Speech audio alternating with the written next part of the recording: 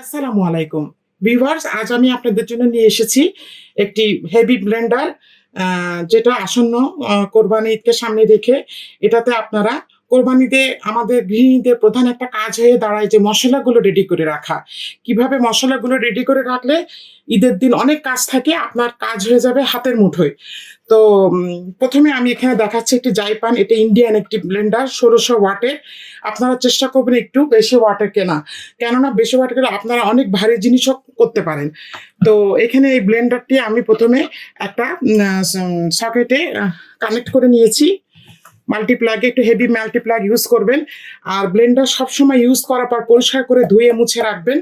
তো এখানে দুটো জার আছে, এটাকে একদম কিচেনের মাস্টার ব্লেন্ডার বলা হয়।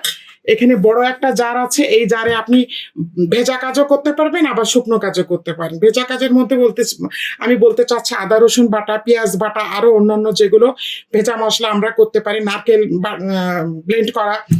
আর এটা হচ্ছে গ্রাইন্ডার, এটাও খুব শক্তিশালী।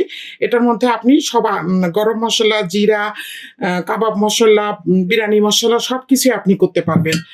তো এই ব্লেন্ডারটা হেভি,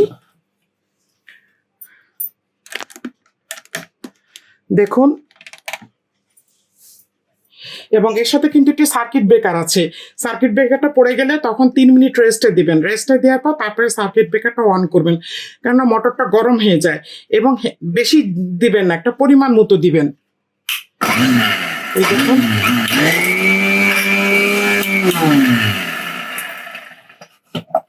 আর এটাতে আপনি কাজ করতে পারবেন অনেক।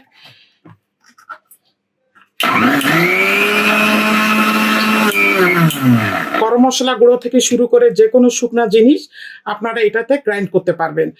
আর একটু বেশি ওয়াটার কিনবেন যাতে আপনি দীর্ঘদিন ব্যবহার করতে পারেন, এবং ব্লেন্ডারটা যত্ন সহকারে ব্যবহার করবেন। নিজে হাতে ব্যবহার করে ব্লেন্ডার দীর্ঘস্থায়ী হয়। এরপরে আমি নিয়ে